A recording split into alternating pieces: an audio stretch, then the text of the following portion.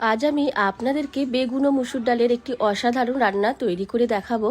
বাড়িতে মাছ মাংস ডিম না থাকলে বা মাঝে মধ্যে মাছ মাংস ডিম খেতে ভালো লাগে না, ঠিক সেই সময় এই রান্নাটা তৈরি করে দেখতে পারেন।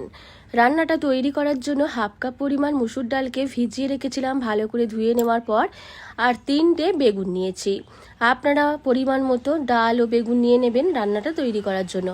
3টে বেগুনকে প্রথমেই এইভাবে কেটে নিচ্ছি। আমি এখানে এই শেপের কেটে নিচ্ছি, আপনারা চাইলে যে কোনো শেপের কেটে নিতে পারেন। প্রত্যেকটা বেগুনকেই খুব বড় সাইজেরও না আর একদম ছোটও না, মাঝামাঝি সাইজের কেটে নিয়ে নিলাম। এতে দিয়ে দিলাম অল্প একটু নুন আর অল্প একটু হলুদ গুঁড়ো। নুন আর হলুদ গুঁড়ো বেগুনের মধ্যে ভালো করে মিশিয়ে নিচ্ছি। নুন হলুদ মাখিয়ে বেগুনকে একটা সাইডে রেখে দেব। অন্যদিকে হাফ কাপ পরিমাণ মুসুর ডালকে ভালো করে ধুয়ে নিয়ে ভিজিয়ে নিয়ে রেখেছিলাম। ভিজে গেলে 4 কোয়া রসুন আর একটা কাঁচা লঙ্কা দিয়ে একটা মুসুর ডালের পেস্ট তৈরি করে নিচ্ছি। অল্প একটু জল দিয়ে ডালের পেস্ট তৈরি করে একটা মিক্সিং বোলের মধ্যে নিয়ে নেব।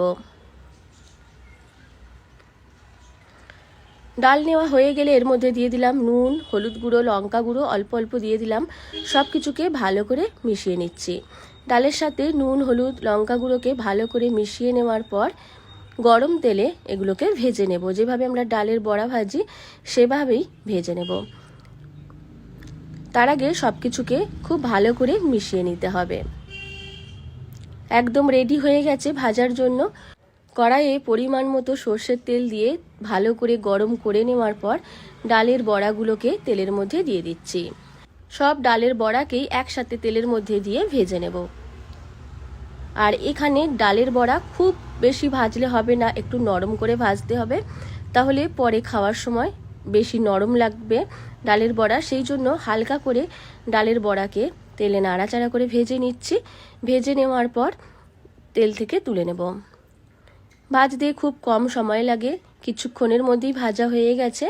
ঠিক এই রকম যখন ভাজা হয়ে যাবে তেল থেকে তুলে নিচ্ছি। বাকি তেলের মধ্যে দিয়ে দেব আগে থেকে নুন হলুদ মাখিয়ে রাখা বেগুন। বেগুনগুলোকেও তেলের মধ্যে দিয়ে নাড়াচাড়া করে ভেজে নেব। বেগুনটাও খুব ভালোভাবে ভাজা হয়ে গেছে। বেগুনকে তেল থেকে তুলে নিয়ে নিচ্ছি।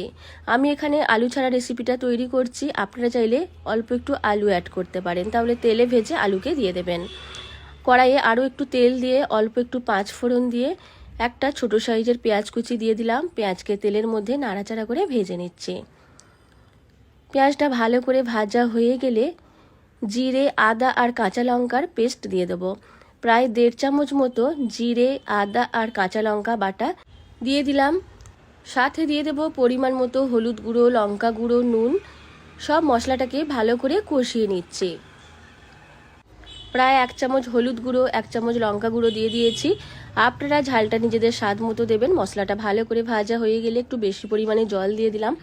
যেহেতু ডালের বড়া আছে জল টেনে নেয়। মশলাটা ভালোভাবে ফুটতে শুরু করলে ডালের বড়াগুলোকে প্রথমে দিয়ে দিচ্ছি। দিয়ে দেওয়ার পর 1 মিনিট মতো ফুটিয়ে নেব। তারপর ভেজে রাখা বেগুন দিয়ে আরও কিছুক্ষণ ফুটিয়ে নামিয়ে নেব। ডালের বড়াগুলোকে দিয়ে বেশ কিছুক্ষণ ফুটিয়ে নিচ্ছি মিডিয়াম ফ্লেমে।